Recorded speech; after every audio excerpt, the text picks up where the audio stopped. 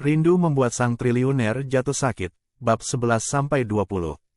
Mohon dukungannya dengan cara like, komen dan subscribe serta share video ini ya guys, agar Mimin semangat dan channel ini terus berkembang. Terima kasih dan selamat mendengarkan. Bab 11. Hujan masih sering turun di penghujung bulan Mei.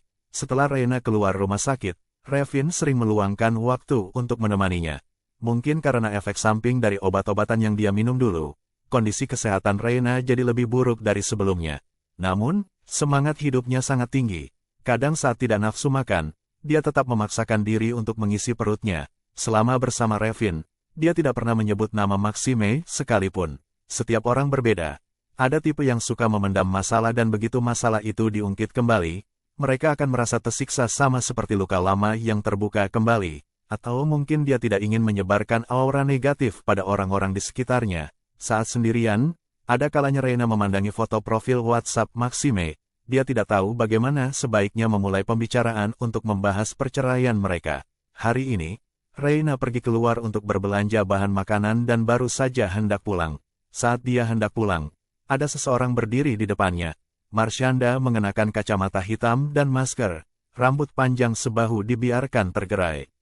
Dia memakai gaun panjang yang indah lengkap dengan sepatu hak tinggi yang membuatnya tampak memesona. Nana, apa ibumu tahu kamu belum mati? Marshanda mengernyit. Reina tidak menyangka akan bertemu dengannya di sini.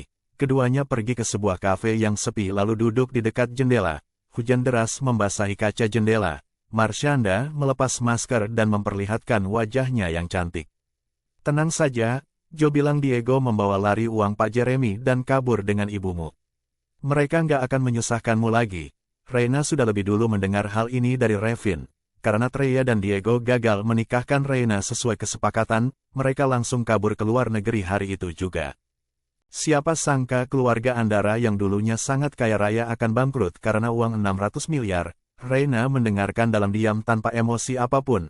Sebenarnya apa yang mau kamu katakan? Mata Marshanda diam-diam tertuju pada perut Reina yang masih belum terlihat membuncit. Dia meremas tangannya dan tidak membongkar semua di hadapan Reina. Katakan saja, apa yang kamu mau supaya bisa meninggalkan Max? Sebut saja harganya, aku akan langsung setuju. Sombong sekali. Reina tersenyum. Dia menatap lurus Marshanda dengan tenang. Kami menikah selama 3 tahun, nilai harta kami bersama setidaknya bernilai triliunan, kan? Memangnya kamu punya uang sebanyak itu? Aktris papan atas sekalipun tidak mungkin sanggup membayar harga semahal ini. Terlebih lagi, Marshanda hanya terlihat berada dari gaya berpakaian. Padahal aslinya dia tidak punya apa-apa. Marshanda menggertakkan gigi saat dipandang rendah oleh Reina. Yah, tapi ada benarnya. Dulu Reina adalah putri kesayangan keluarga Andara. Bagi Reina yang dulu uang hanyalah sebuah angka. Harus dicatat, tuan besar keluarga Andara yaitu kakek Reina, dikenal sebagai orang terkaya di kota Simaliki. Namun, coba lihat kondisinya sekarang. Reina hanya seorang wanita buangan yang tidak diinginkan siapapun. Begitu terpikir akan hal ini, Marshanda merasa hidup ini cukup adil, jadi dia tersenyum. Kamu tahu nggak siapa yang menyuruhku datang mencarimu? Ibu Max berpesan, asal kamu mau pergi, uang sebanyak apapun nggak jadi masalah. Anggap saja uang sedekah untuk pengemis. Pengemis. Reina teringat dengan ucapan manis Ibu Maxime waktu perjodohan dulu. Apa katanya waktu itu? Dia bilang hanya putri keluarga Andara yang pantas bersanding dengan Maxime. Dia juga bilang akan memperlakukan Reina seperti putrinya sendiri. Reina tersadar, dia tidak ingin kembali terhanyut dalam kesedihan, jadi dia bangkit berdiri. Bawa dulu uangnya, baru kita bicara. Reina tahu Ibu Maxime tidak akan sudi memberinya uang. Saat Reina beranjak pergi, dia mendengar Marshanda memperingatinya, kamu pasti menyesal. Malamnya, Reina terbangun oleh telepon yang masuk tengah malam. Dia mengangkatnya, lalu terdengar suara dingin Maxime dari ujung telepon. Aku benar-benar sudah salah menilaimu. Berapa triliun katamu? Setelah menghilang berhari-hari, yang ada di otakmu ternyata ide seperti ini. Bab 12. Reina baru paham maksud peringatan Marshanda tadi. Ternyata dia akan mengadukan pembicaraan mereka tadi pada Maxime. Sebelum Reina sempat menjawab, Maxime sudah kembali melanjutkan. Perceraian ini urusan kita berdua. Kamu nggak perlu melukai Marshanda sampai membuatnya masuk rumah sakit. Reina tertegun sesaat, tetapi langsung paham situasinya.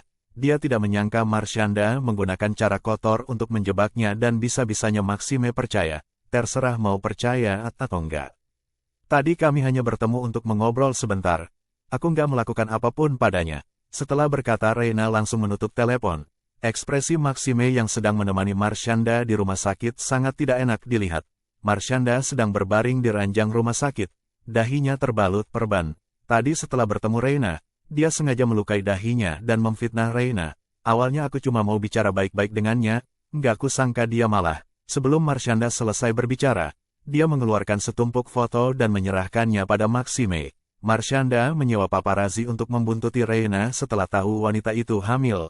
Aku nggak mau menyembunyikannya lagi.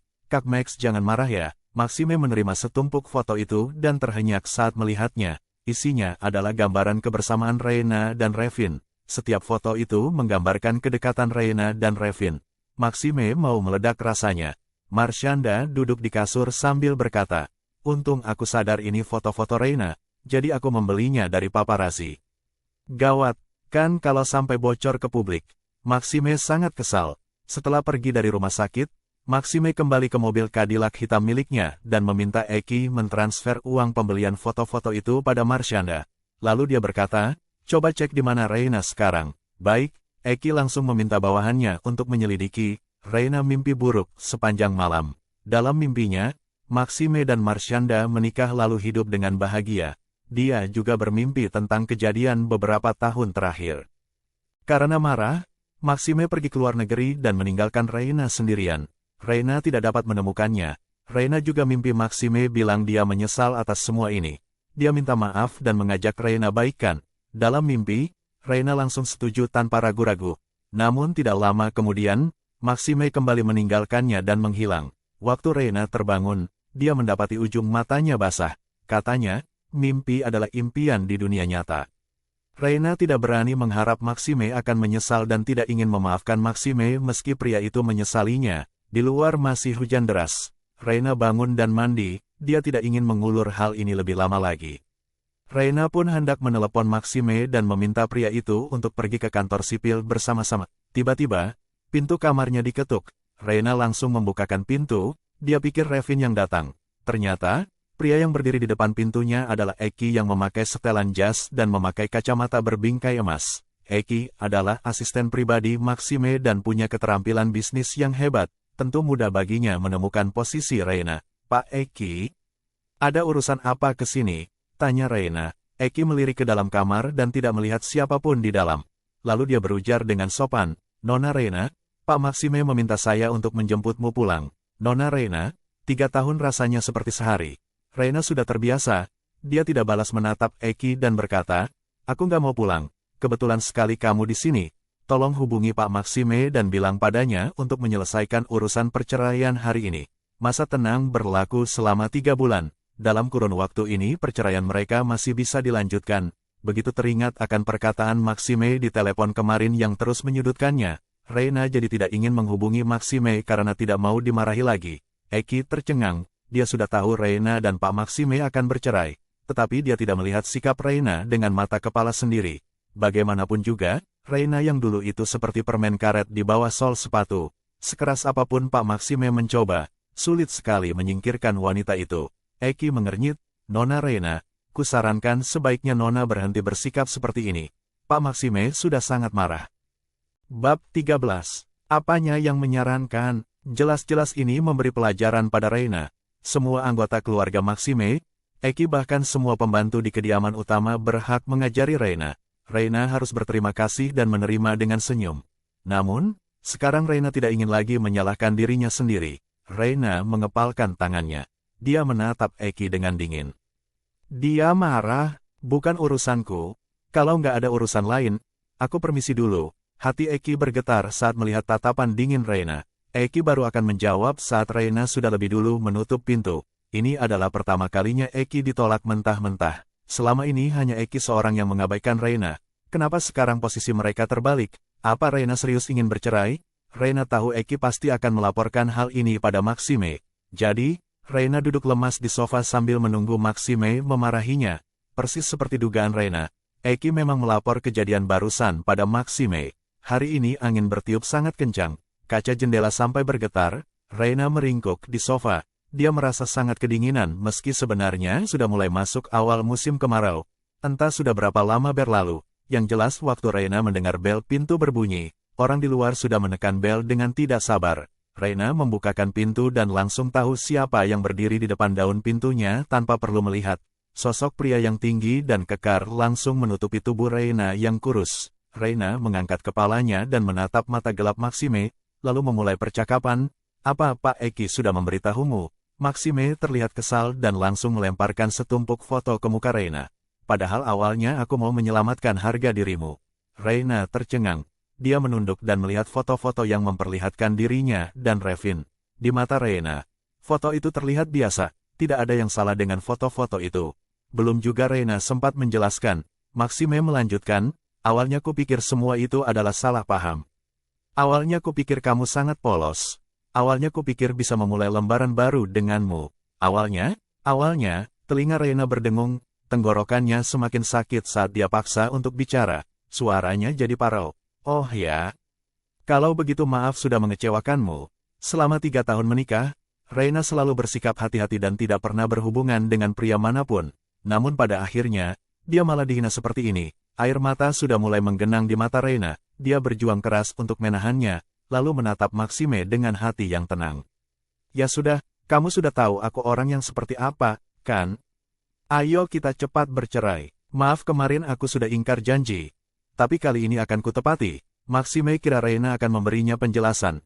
Dia tidak menyangka ternyata Reina tetap minta cerai. Seketika, Maxime tidak lagi bisa menahan amarahnya dan langsung berjalan mendekati Reina selangkah demi selangkah. Segitunya kamu gak sabar untuk bisa bersamanya. Memangnya kamu mengenalnya dengan baik? Kalau bukan karena aku, pria mana yang mau sama kamu? Reina terus berjalan mundur dan akhirnya tersudut di sudut ruangan. Reina sungguh tidak percaya Maxime bisa begitu kejam padanya. Apa maksudnya? Kalau bukan karena dirinya, Maxime tidak berhenti sampai di situ. Telapak tangannya yang besar meremas bahu kurus Reina. Sepertinya Reina jauh lebih kurus dari sebelumnya. Sudah seperti tulang yang berjalan. Maxime tercekat. Dia tidak paham kenapa Reina bisa begitu kurus. Jangan sentuh aku. Sentuhan panas tangan Maxime membuat Reina tersadar. Dengan mata yang merah dia hendak mendorong Maxime menjauh. Namun, tentu usahanya tidak berguna. Wanita yang sehat saja belum tentu bisa mengalahkan tenaga seorang pria. Apalagi, Reina yang kondisi kesehatannya semakin memburuk. Maxime pun mendaratkan ciumannya dengan kasar dan penuh hasrat, diiringi oleh hujan yang semakin deras. Reina berbaring di ranjangnya yang dingin. Telinganya berdengung dan perutnya mengejang. Bab 14. Reina sangat ketakutan melihat Maxime yang menyerangnya penuh nafsu. Dia hanya bisa melindungi perutnya dengan hati-hati. Entah setelah berapa lama barulah Maxime berhenti. Reina, jangan membuatku marah, ujar Maxime dengan napas yang tersengal-sengal. Perkataan Maxime terdengar samar-samar di telinga Reina. Dengan tatapan kosong, dia bertanya, bukannya kamu yang bilang gak akan pernah menyentuhku? Sekarang apa maksud semua ini? Reina membenamkan wajahnya di bantal. Maxime tidak menyadari wajahnya yang pucat. Reina menambahkan, apa pacarmu tahu perbuatanmu ini? Dia pasti akan sangat marah kalau tahu. Dulu Reina merasa Maxime itu kejam, tetapi ada kalanya penuh kasih sayang. Sekarang, Reina hanya merasa Maxime itu pria jahat. Pacar, Maxime tahu yang Reina maksud adalah Marshanda. Apa kamu pernah memikirkan hal ini waktu bersama Revin? Mereka saling menyerang. Maxime tidak akan pernah menyalahkan diri sendiri demi seorang wanita, apalagi wanita itu Reina. Maxime mengejek tanpa sungkan. Lihat tubuhmu yang kurus kering ini, gak kusangka bisa-bisanya ada pria yang menyukaimu. Maxime bicara sambil memakai baju. Telinga Reina berdengung, dia bisa merasakan sesuatu mengalir keluar dari bawah tubuhnya. Sebelum Maxime pergi, Reina tidak lagi menahan diri dan bertanya, Pak Maxime, apa kamu sedih kalau aku mati? Mati, bagi Maxime, pertanyaan ini terdengar konyol. Maxime tidak menjawab dan hanya berujar, besok kamu harus pulang ke Villa Magenta. Reina tidak mendengarnya. Setelah Maxime pergi, Reina menyibak selimutnya dan mendapati ada darah segar di antara kedua kakinya. Maxime tidak tahu bahwa tidak lama setelah dia pergi, suara ambulans terdengar di lantai bawah tempat tinggal Reina. Hari berikutnya, di rumah sakit, Reina sedang bersandar di kasur, ditemani oleh Revin. Semalam, kalau bukan karena dia sampai di rumah sakit tepat waktu, mungkin dia sudah keguguran. Setelah kejadian ini, Reina semakin bertekad untuk meninggalkan Maxime. Ting, Reina mengambil ponsel dan melihat ada pesan masuk dari Treya yang kabur ke luar negeri. Reina, ternyata kamu masih hidup. Ayo cepat bantu ibu selesaikan masalah ini dengan Pak Jeremy. Ibu dan Diego akan mengingat kebaikanmu ini. Reina tidak membalas dan langsung menghapus pesan itu. Reina tahu selama dia hidup, ibu dan adiknya pasti akan terus menindasnya. Pesan lain berasal dari ibu Maxime, Joanna. Reina, harusnya kamu sadar, kan Max itu sangat membencimu. Dia nggak menceraikanmu karena ingin membuatmu menderita. Jadi, bisa nggak kamu menghilang saja dari dunia ini? Anggap ini satu-satunya permohonanku padamu. Revin datang menghampiri dan tidak sengaja melihat pesan itu. Dia mengernyit dan mengumpat, mereka semua nggak tahu malu. Reina mematikan ponselnya, menatap Revin dan tertawa. Ya, tapi masih ada orang baik. Terima kasih. Revin merasa pilu saat melihat Reina yang memaksa mengulas senyum. Seberapa hebat penderitaan atas ketidakadilan yang harus ditanggung Reina selama ini. Kenapa dia masih begitu sungkan saat berhadapan dengan Revin, teman masa kecilnya? Revin duduk di hadapan Reina dan menatapnya. Kita, kan teman, nggak perlu sungkan. Reina mengangguk. Setelah ragu-ragu sejenak, Reina pun berujar. Revin, apa kamu bisa membantuku? Reina tahu saat ini hanya Revin seorang yang bisa membantunya. Di Villa Magenta, setelah selesai kerja, Maxime langsung pulang. Harusnya Reina sudah tidak marah, kan? Namun, saat dia membuka pintu, lagi-lagi kesunyian dan kegelapan yang menyambutnya. Tatapan Maxime jadi suram. Spontan, dia mengeluarkan ponsel untuk melihat pesan masuk, tetapi tidak ada pesan selain urusan pekerjaan. Maxime menyeret tubuhnya masuk ke rumah, melonggarkan dasinya dan duduk di sofa. Entah kenapa kepalanya terasa sangat sakit. Maxime duduk bersandar, memijit pelipisnya dan memejamkan mata. Tiba-tiba sosok Reina yang tersenyum ramah muncul di depan matanya. Senyum ramah wanita itu semakin membuat kecantikan Reina semakin sempurna. Maxime masih ingat saat pertama kali mereka bertemu. Reina mengikat rambutnya dengan gaya kucir kuda dan tersenyum malu-malu. Tetapi tatapan Reina sangat hidup dan matanya sangat indah. Setelah itu, Maxime mengernyit karena menyadari Reina tidak pernah tersenyum sejak mereka menikah. Suara telepon membangunkan Maxime. Maxime menjawab dan ternyata Jovan yang menelepon. Kak Max, Reina. Bab 15. Setelah tahu Reina hamil, Jovan meminta pihak rumah sakit untuk selalu mengabarinya tentang kondisi Reina. Entah kenapa, tiba-tiba firasat Maxime menjadi buruk. Ada apa? Aku nggak tahu apa yang terjadi. Waktu hari ini aku ke rumah sakit, dokter bilang Reina meninggal. Ucapan Jovan itu membuat Maxime merasa seperti tersambar petir di siang bolong. Meninggal? Mustahil. Semalam Reina masih baik-baik saja. Maxime sontak bangkit berdiri. Kepalanya terasa berputar. Apa yang sebenarnya terjadi? Dokter bilang semalam Reina masuk rumah sakit dan hari ini dinyatakan meninggal setelah jantungnya berhenti berdetak. Tanpa berbasa-basi lagi, Maxime mengambil jas yang dia lemparkan ke atas kasur dan berjalan keluar. Setelah itu, Maxime segera mengemudikan mobilnya ke rumah sakit. Sepanjang jalan, Maxime mengingat kembali perkataan Reina kemarin malam. Pak Maxime, apa kamu sedih kalau aku mati? Entah kenapa, saat ini Maxime merasa sulit bernapas. Dia sudah melepas 2 kancing teratas kemejanya, tetapi rasanya tetap sesak. Akhirnya dia tiba di rumah sakit. Jovan sudah menunggu di luar. Maxime langsung menghampirinya sambil bertanya, mana dia? Perawat bilang dia sudah dibawa pergi. Aku sudah mencari tahu siapa walinya, ternyata itu Revin. Waktu sudah menunjukkan pukul 1 dini hari. Jovan yang sudah merasa lelah pun memperlihatkan rekaman kamera pengawas pada Maxime. Tadi malam jam 12 lewat, Reina datang dengan ambulans, tapi nggak jelas kondisinya seperti apa. Dia kehilangan banyak darah dan setelah itu meninggal. Pukul 12 lewat, itu kan tidak lama setelah Maxime pergi. Apa yang terjadi selama kurun waktu itu? Maxime tidak percaya Reina meninggal karena kehilangan banyak darah. Dia langsung menelepon bawahannya untuk mencari tahu lokasi Revin dan Reina.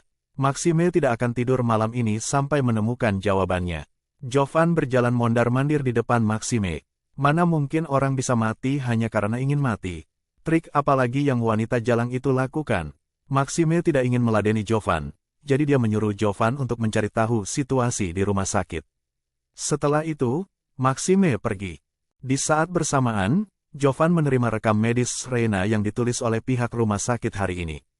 Jovan duduk di kursinya, lalu membaca laporan itu dengan tidak sabar. Apa yang Jovan ketahui hanyalah Reina mencoba bunuh diri dengan minum obat, lalu dia dirawat di rumah sakit dan ketahuan sedang hamil. Sekarang, Jovan membaca semua rekam medis Reina. Gangguan pendengaran yang makin parah dan menyebabkan tuli. Pendarahan pada telinga secara berkala. Depresi berat, daya ingat menurun, kemandulan, penyebab kematian, konsumsi obat tidur berlebihan karena depresi kronis. Gangguan mental yang dialami menyebabkan pasien menyayat nadi tangan, lalu meninggal karena kehilangan banyak darah. Jovan tertegun. Kepala rumah sakit yang berada di samping Jovan pun menghela napas. Kok bisa-bisanya gadis sebaik itu semenderita ini di usianya yang masih muda? Pak Jovan, Anda harus membantunya, dia kan sudah menyelamatkan Anda. Apa maksudmu? Orang yang menyelamatkanku bukan dia, kata Jovan dengan kaget, lalu menoleh menatap si kepala rumah sakit. Hah, bukan dia, saya ingat betul lengan gadis ini terluka begitu parah karena tersayat kaca demi menyelamatkan Anda. Coba lihat foto ini, jawab si kepala rumah sakit dengan bingung. Kepala rumah sakit itu masih ingat persis kejadian 4 tahun yang lalu. Waktu itu, seorang gadis yang berlumuran darah karena terluka berlari ke rumah sakit. Saat itu, dia belum menjadi kepala rumah sakit. Gadis itu menghampirinya dan memberitahunya sudah terjadi kecelakaan, lalu memintanya bergegas untuk menyelamatkan seseorang. Ternyata orang yang dia selamatkan adalah tuan muda keluarga Tambolo. Berkat pertolongan gadis itu, sekarang Jovan bisa mencapai posisi ini. Walaupun itu sudah kejadian lama, si kepala rumah sakit masih bisa samar-samar mengingat wajah gadis itu.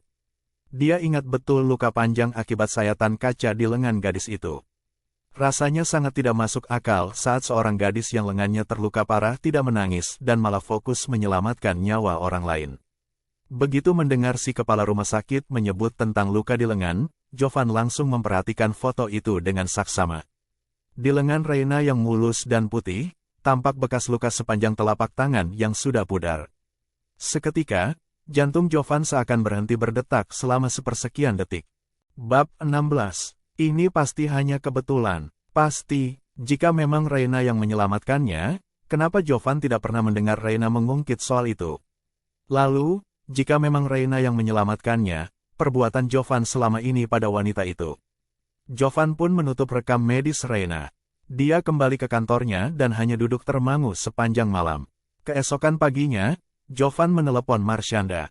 Marsa, ayo ketemu. Ada yang ingin ku bicarakan. Di dalam ruangan privat sebuah restoran. Marshanda datang dengan pakaian yang tampak memukau. Pelayan pun menghampirinya dan mengambil mantelnya. Jovan langsung memperhatikan lengan putih Marshanda yang mulus tanpa bekas luka. 4 tahun lalu, Jovan mengalami kecelakaan mobil.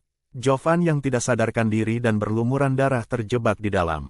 Jovan diselamatkan oleh seorang gadis yang mengulurkan tangan melalui pecahan kaca jendela untuk membuka pintu secara paksa. Gadis itu benar-benar tidak peduli dengan risiko yang mungkin terjadi. Sewaktu mengulurkan tangannya ke dalam mobil, kaca jendela yang pecah menggores lengan gadis itu. Kepala rumah sakit mengatakan bahwa luka pada lengan gadis itu sudah dijahit.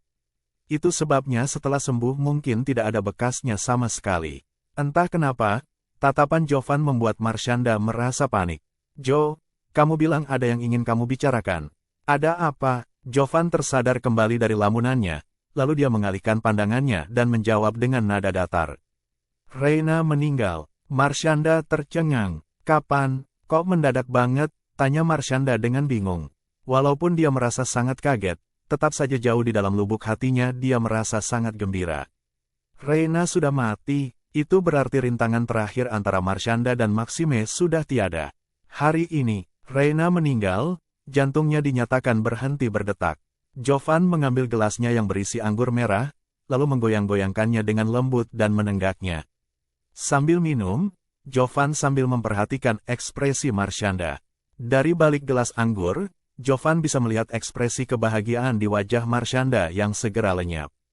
Marshanda pun menghela napas, lalu berkata, mungkin ini memang sudah takdir Reina. Sejak lahir, dia sudah hidup bergelimang harta. Dia juga menggunakan kekuatan keluarganya untuk memaksa Max menikahinya. Mungkin kematiannya hari ini adalah balasan untuknya.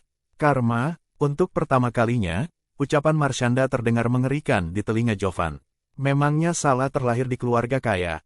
Lagi pula, Jovan juga tahu Maxime dan Reina menikah demi kepentingan bisnis.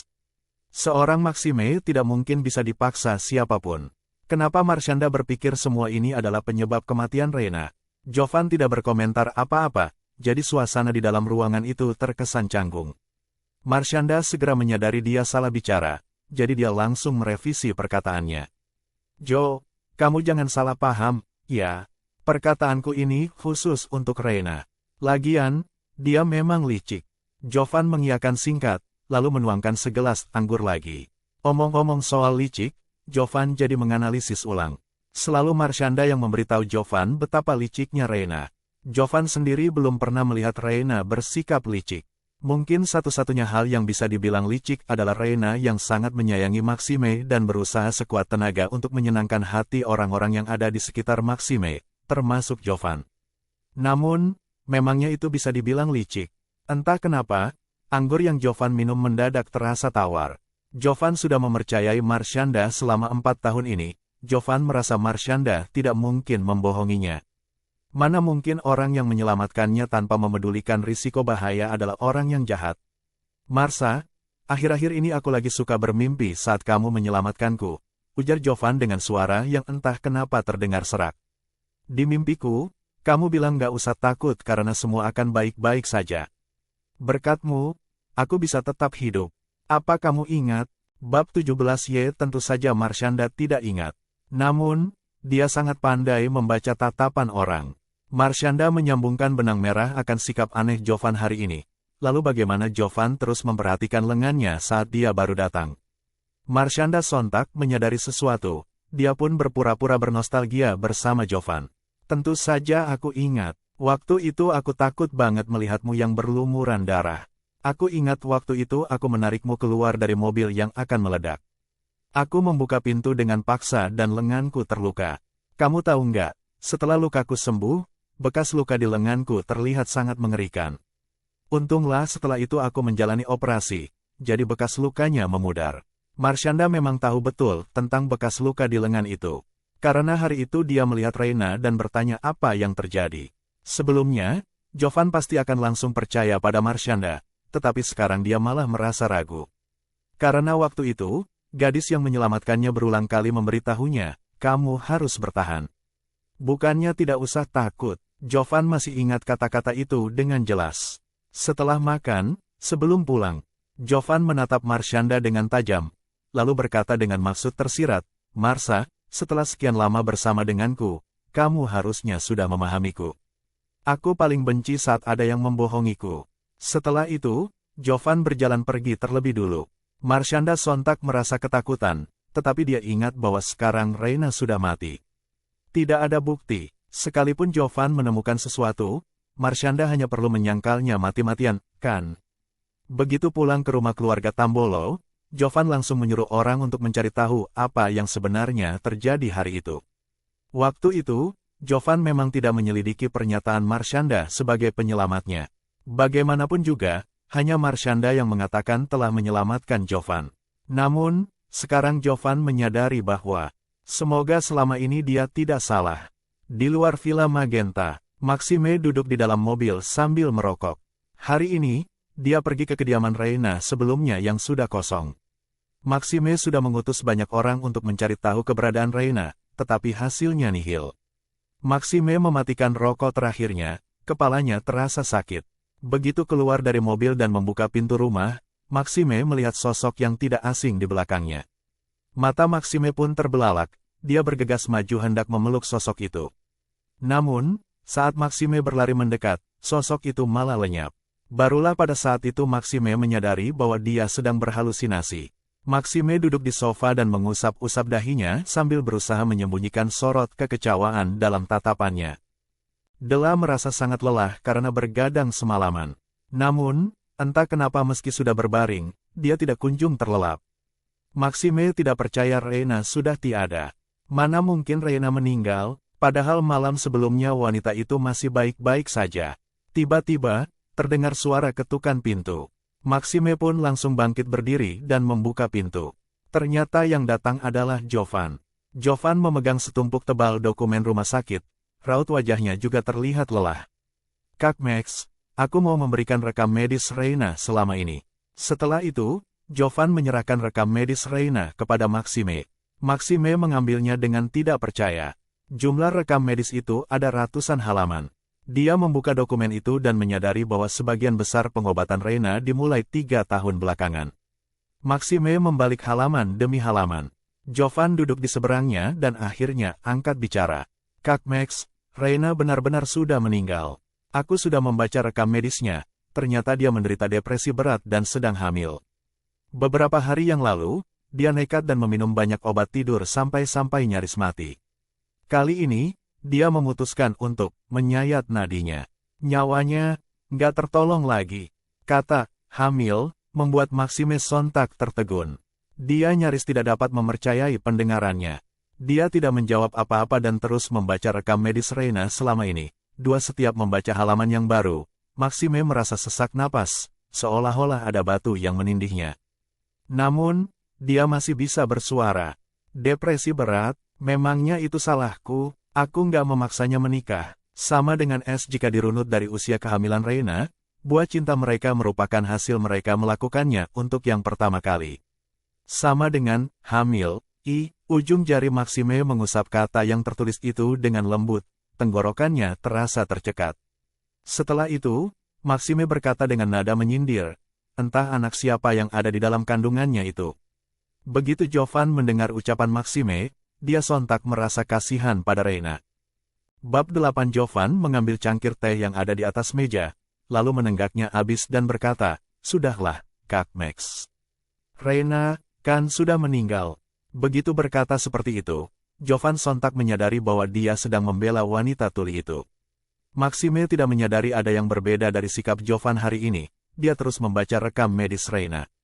Tepat saat dia nyaris selesai membaca, ponselnya berdering. Maxime mengambil ponselnya, ternyata yang meneleponnya adalah Eki. Asistennya berujar dari ujung telepon, Pak Maxime, kami berhasil menemukan Revin pergi kemana. Eki pun mengirimkan alamatnya kepada Maxime.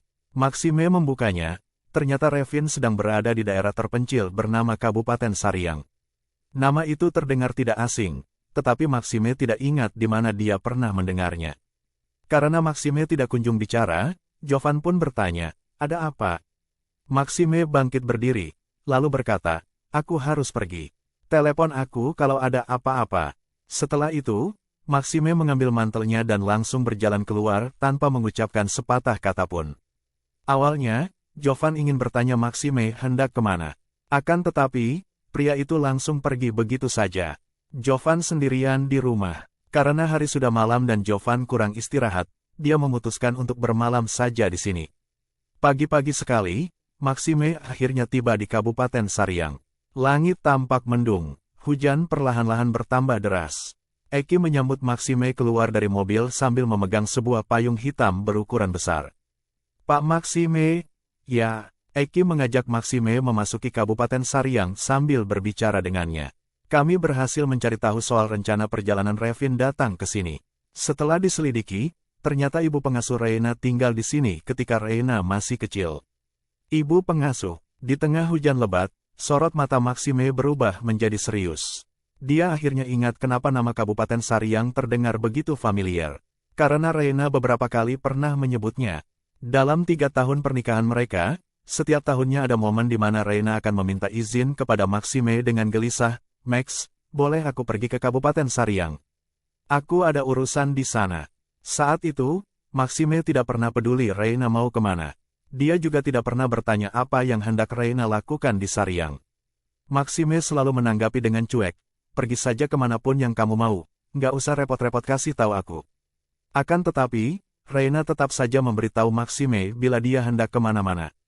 Reina bukan tipe wanita yang suka pergi keluar. Jadi tempat inilah yang paling sering dia kunjungi. Akhirnya, mereka tiba di sebuah rumah bobrok yang terbuat dari batu bata. Ini rumahnya, kata Eki sambil melangkah maju dan memeriksa kondisi. Ternyata pintu rumah itu terkunci. Apa-apaan ini? Eki pun menoleh menatap Maxime, lalu memahami kode mata dari Maxime. Beberapa pengawal pun melangkah maju dan langsung mendobrak pintu. "Kalian tunggu di luar," kata Maxime. Baik, begitu melangkah masuk, Maxime bisa langsung merasakan betapa lembab, kumuh dan apeknya rumah ini. Benarkah semasa kecilnya Reina tinggal di tempat seperti ini? Maxime sontak mengernyit. Dia melangkah maju, lalu melihat sebuah foto hitam putih yang diletakkan di atas meja berbentuk persegi. Maxime memfokuskan pandangannya. Dia melangkah maju mengambil foto itu, lalu menatap foto itu lama sekali dengan tidak percaya. Foto hitam putih itu menunjukkan Reina yang sedang tersenyum dengan lembut.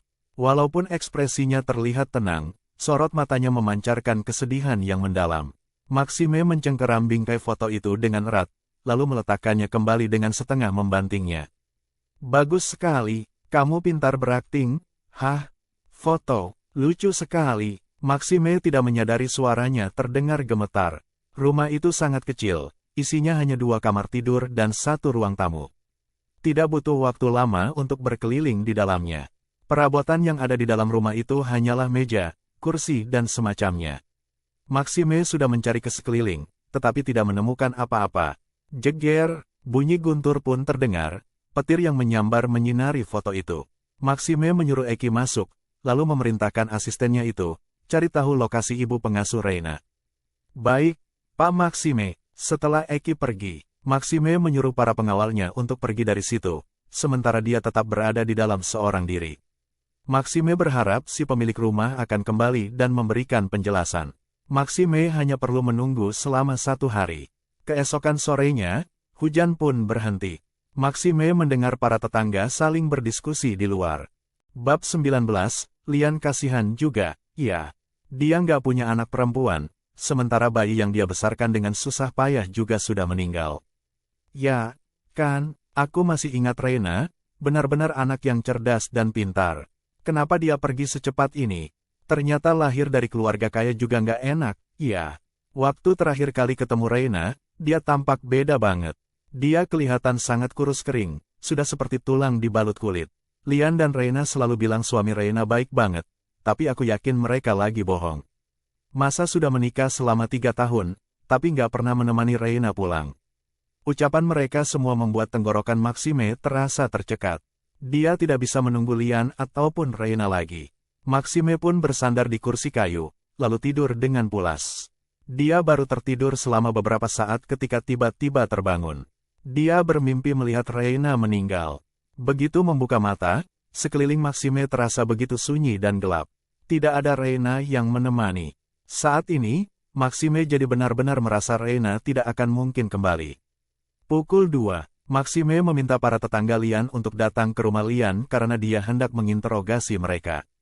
Para pengawal berpakaian gelap memadati tempat itu, membuat rumah Lian terkesan makin sempit. Di mana mereka? Penduduk di sini belum pernah mengalami hal seperti ini. Mereka semua hanya bisa berdiri dengan tegak sambil menundukkan kepala. Mereka tidak berani menatap Maxime yang tampak begitu berwibawa dan berkuasa.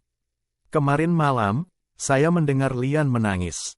Saya mendatanginya dan baru tahu bahwa Nona Reina sudah meninggal.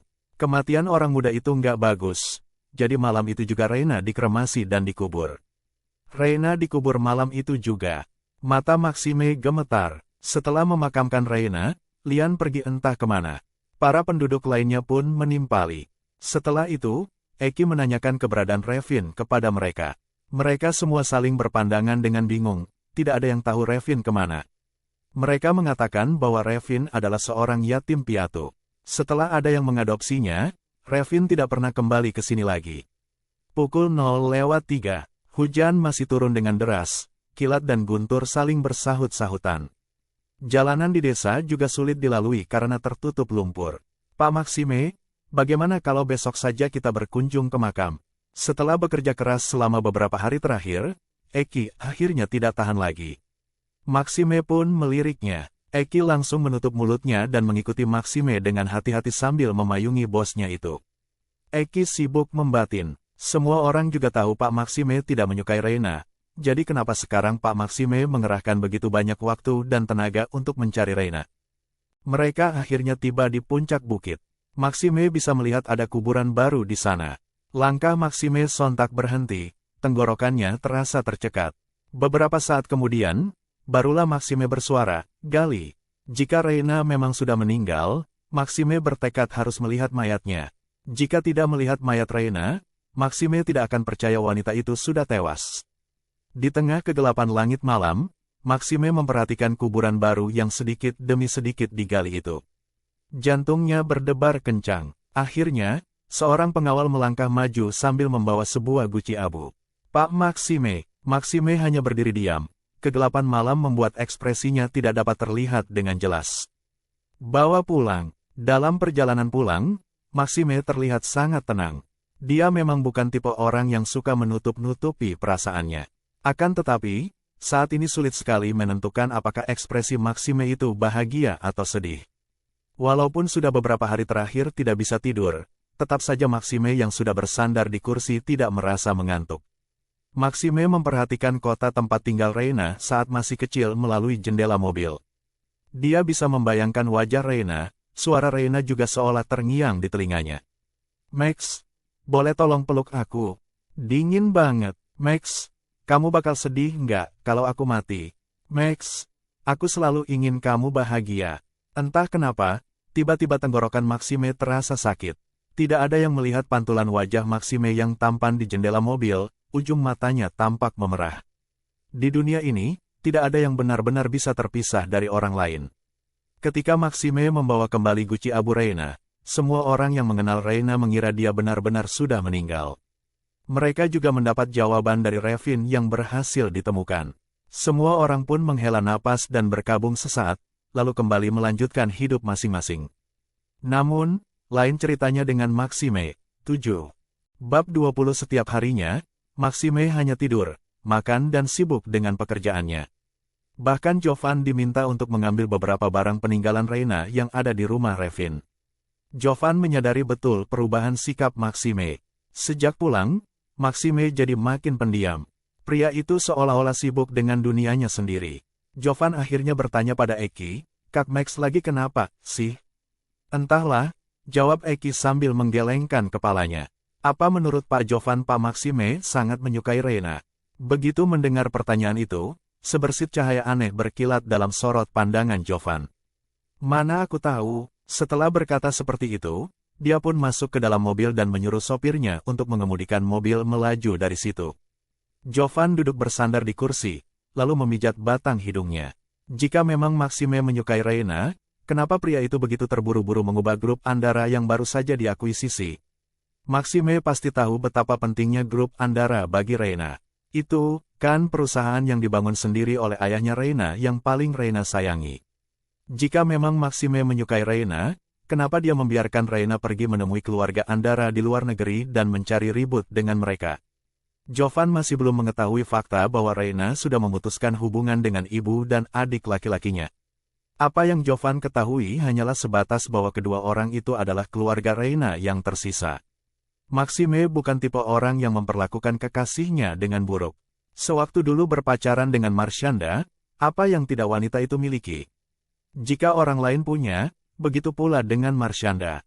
Di sisi lain, Jovan menyadari betapa kejam dan tidak berperasaannya sikap Maxime kepada Reina. Maxime memperlakukan Reina seolah-olah gadis itu adalah musuhnya. Saat Jovan sedang sibuk berpikir, tiba-tiba dia sudah sampai di sebuah kompleks perumahan yang mewah. Jovan pun turun dari mobil, lalu melihat ke sekeliling dan berkomentar, "Kompleks ini nggak murah juga, ya. Paling nggak harga per meter perseginya sekitar 00 juta, jawab sopir Jovan. Bagi Jovan, ukuran rumah di kompleks ini tergolong kecil. Akan tetapi, dia juga menyadari bahwa orang biasa tidak mungkin sanggup membeli rumah di kompleks ini. Begitu Jovan datang, seorang pelayan langsung membukakan pintu rumah untuknya. Semua barang Nona Reina ada di kamar tidur utama. Pak Revin bilang silakan kalian langsung pergi setelah mengambil barang-barang Nona. Pelayan itu tahu bahwa penampilan Jovan menipu.